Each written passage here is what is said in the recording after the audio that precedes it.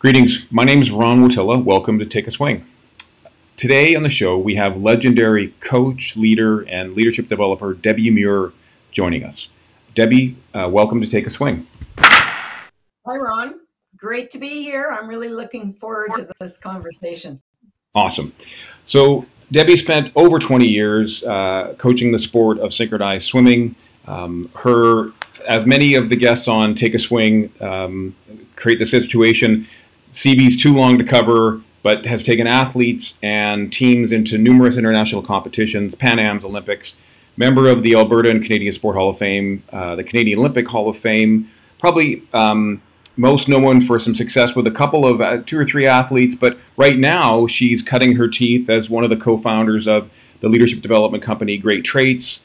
She does that in partnership with an athlete she used to work with, legendary swimmer, Canadian swimmer Mark Tewksbury, and certainly, Debbie's time as a coach was most highly profiled in the success at the Seoul Games with Carolyn Waldo and Michelle Cameron, and then maybe not as well known as her work with Mark in supporting him to the gold medal at the Barcelona Games.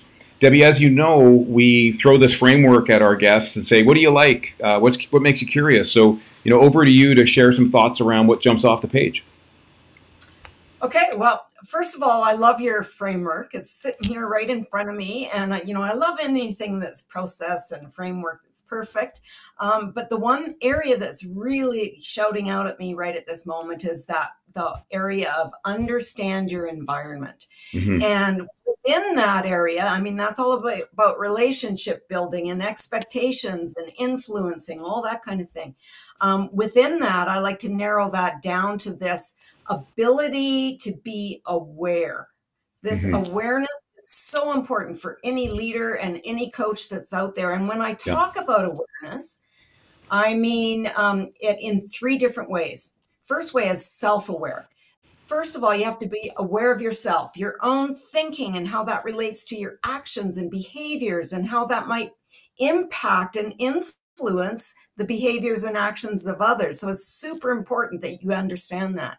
Then the second part is awareness of others. It's so important for any coach to be aware of where their athletes are at, how's their thinking, what are their needs. And it's all about getting out of your own head and looking at the athletes and seeing what they need. So that awareness is key. And then the third one is being aware of your environment, that external environment to just your athletes is so important. It's about knowing your competitive landscape. It's even knowing, your national sport organization and what's going on there.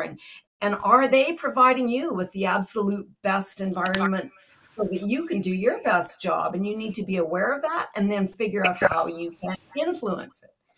So those are the three key areas that I think are super, super important.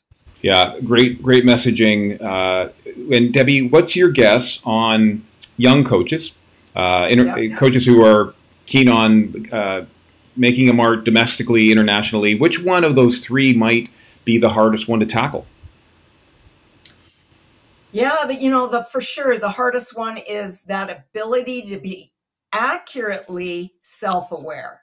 Okay, so this was my big downfall. When I first started coaching, I was on blaming everybody else every time something didn't work out or whatever. And finally I had to go, why are we really not getting the results we want? And I realized it was because of me. I was fearful. I was afraid I wasn't going to be able to do it. It was this imposter syndrome kind of thing. Until I could sit back and just really reflect on how I could be better, get out of my ego.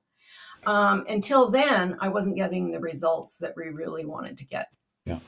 Well, and don't you think it's fair to say, Debbie, that there's so much to coaching for a young coach?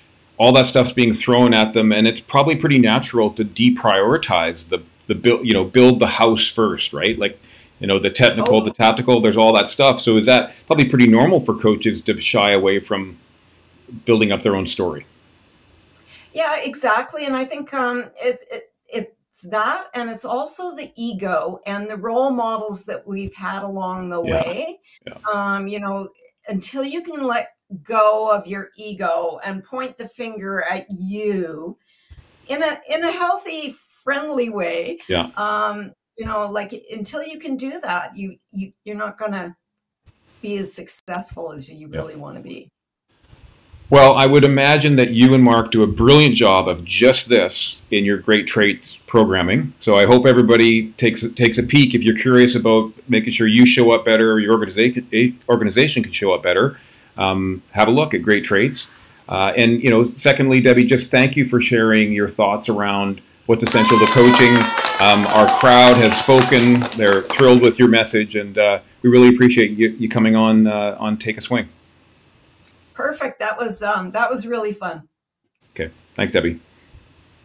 Thanks.